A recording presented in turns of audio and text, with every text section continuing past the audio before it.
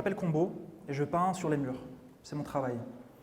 Bien souvent, quand je me présente de cette manière, certaines personnes, voyant mon visage, me demandent si je suis peintre en bâtiment. En fait, je fais du street art. C'est-à-dire que je fais des collages, je fais des fresques dans la rue. Et ça depuis mon adolescence. Ça veut dire que maintenant, 90% de mon travail est déjà disparu. C'est la nature même de l'art urbain que d'être éphémère. Alors qu'est-ce qu'on laisse derrière soi quand on travaille dans la rue? Quand on parle d'héritage, on parle souvent de ce qu'on reçoit et de ce qu'on laisse aussi.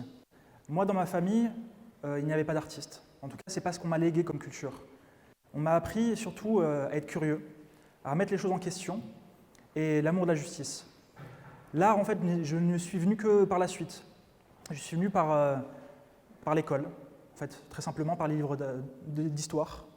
Toutes ces images, toutes ces photos, ces fresques, ces peintures me fascinaient étant plus jeune. Si bien que après, dans mes études supérieures, ma première année, en fait ma seule année aux Beaux-Arts, mes professeurs me posaient la question et me demandaient, et surtout en fait, m'expliquaient que si je ne comprenais pas une œuvre d'art, c'est que je n'avais pas les clés de lecture. En fait, d'une certaine manière, c'est que je manquais de culture, c'était ma faute.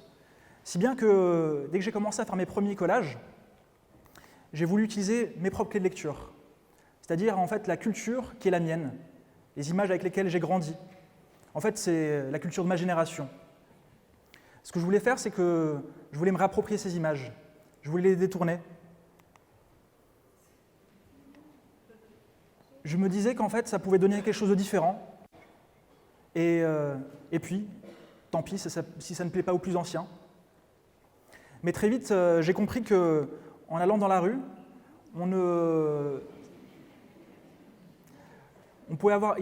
travailler dans la rue avait une portée plus symbolique. Ça s'est imposé à moi très rapidement. Quand j'ai commencé à travailler, je me posais la question, qu'est-ce que l'espace public? Si ce n'est un espace où on se déplace, on est en mouvement, où on est des piétons en réalité. Si bien que lorsqu'on veut devenir acteur dans l'espace public, qu'a-t-on le droit de faire? Est-ce qu'il ne faut pas avoir une autorisation de la préfecture pour manifester en France? Et même, je vais vous dire une petite chose, c'est que la loi est un peu bizarre pour nous les street artistes et pour les graffeurs. Il ne nous est pas juste interdit de dégrader un bien public ou privé. En fait, ce qui nous est interdit, c'est de tracer, d'écrire, que ce soit à la bombe, à la craie, si bien qu'en fait, on nous interdit de nous exprimer. Alors moi, quand j'allais dans la rue, je me suis dit qu'en fait, je prenais la parole. Et en prenant la parole, je prenais le pouvoir. Si bien qu'en fait, pour moi, le street art, c'est devenu une sorte de putsch à l'échelle d'un muret, quotidien. Alors je me suis dit que mon travail devait être un peu plus engagé, que je devais peut-être reprendre la parole vis-à-vis de ceux qui prennent la parole tous les jours, dans ma télé, dans ma radio. Toutes ces personnes qui, en fait, vont utiliser les symboles français, le lexique français, pour nous amener à une vision de la société, en fait une vision qui est la leur. Toutes ces personnes qui utilisent à longueur de journée des oxymores comme tolérance zéro, comme égalité des chances. Toutes ces personnes qui vont intervertir des noms, des mots, avec des adjectifs, transformant certains musulmans, certains Français de certaines confessions, pour ne pas les citer, lapsus révélateur, donc les transformant en fait en nouveaux musulmans de France, juifs de France, et en fait avec leur novlangue, ils transforment notre société, la rendant de plus en plus orwellienne. Donc toutes ces personnes, j'ai voulu pouvoir m'exprimer par rapport à eux et prendre aussi la parole, c'est un peu d'une manière qui nous confisque tous les jours. Mais malheureusement, ça ne suffit pas de venir et de dire sa vérité pour changer les choses. Ça ne suffit pas de venir et de faire la morale. Il faut aussi avoir une sorte de connivence avec les gens. Et quoi de mieux que l'humour? Quoi de mieux que d'utiliser des images connues de tous pour mettre un pied dans la porte?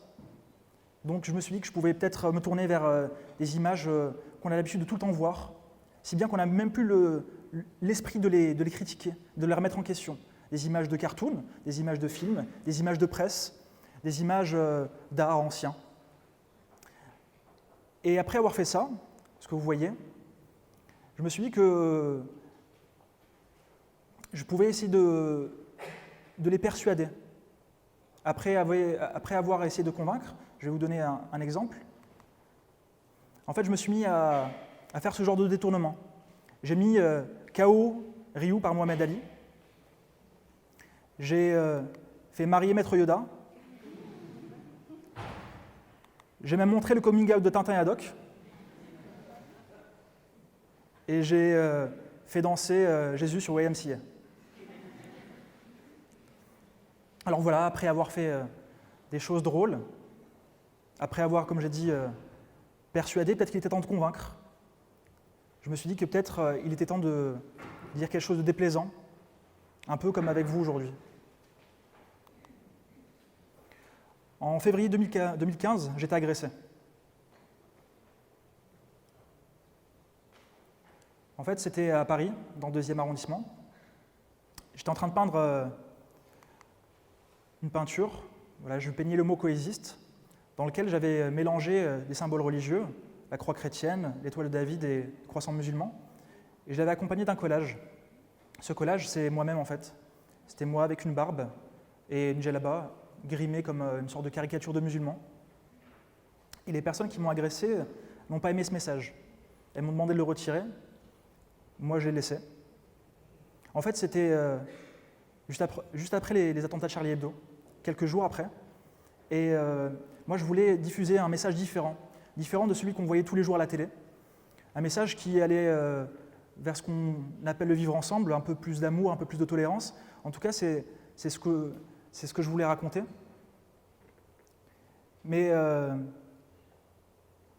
ça n'a pas empêché ces gens-là de m'agresser. Et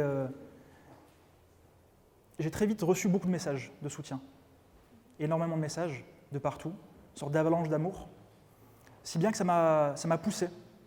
Ça m'a poussé à continuer pendant des mois, pendant des années, ce travail-là. Et c'était une période assez particulière en France, au niveau de la culture.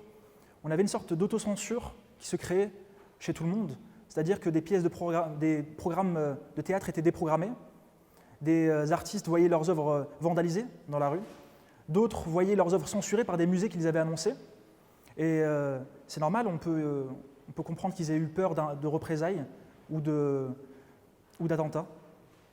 Moi, par contre, j'ai continué.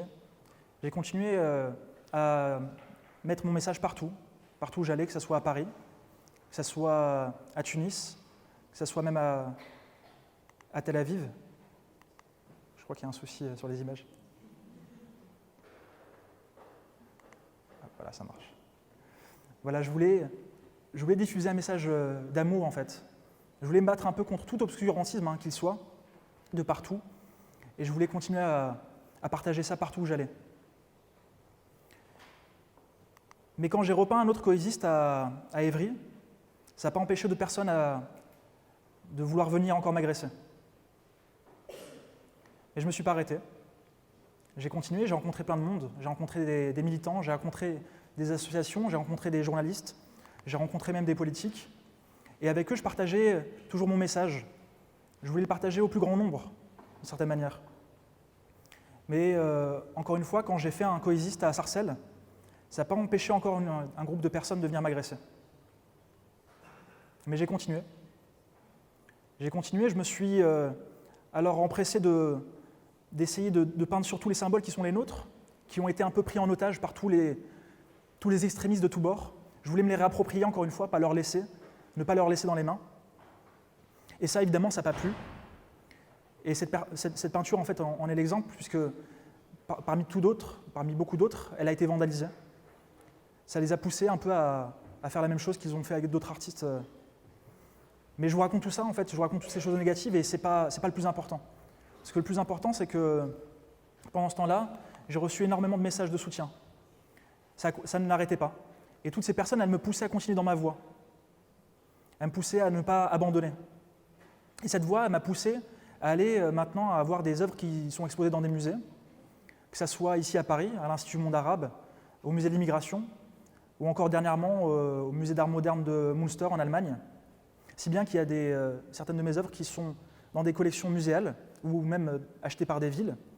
Cette voie m'a poussé aussi à être publié dans des livres, pas seulement des livres d'art, mais aussi des livres d'histoire, d'éducation civique, si bien que des étudiants actuellement font leurs devoirs sur le coexiste, pas seulement, aussi sur mon travail sur les migrants, sur la laïcité. Et là, personnellement, moi, c'est ma plus grande fierté. Je suis vraiment désolé de leur donner plus de travail, mais en tout cas, moi, ça me rend heureux. J'ai vu aussi mes collages, je les ai retrouvés dans différents médias, dans de la presse, dans de la télé, dans du web. Et ça pouvait aller de n'importe quel sujet, ça pouvait être sur le vivre ensemble, ça pouvait être sur des manifestations de travailleurs. J'ai même vu un candidat à la dernière présidentielle utiliser mes images dans son clip de campagne officielle sans me demander mon autorisation. Il y a eu aussi ce film Coexister, qui est sorti en décembre dernier, l'année dernière, 2017. Je vous en parle pas parce que ce film s'inspire de moi, il ne s'inspire pas du tout de mon travail ni de ce que je raconte. En fait, ce qui m'a intéressé, c'est qu'il parlait de la même chose que moi. Il voulait rire de la même chose, de la même thématique. Et en fait, je vous le raconte parce qu'il s'est passé une chose incroyable à sa sortie. Il s'est passé absolument rien. Rien, aucune polémique, aucun dérapage, aucun acte violent envers le film. C'est-à-dire que ce qui se passait 2 ans auparavant, qui était dangereux, tout d'un coup est devenu normal.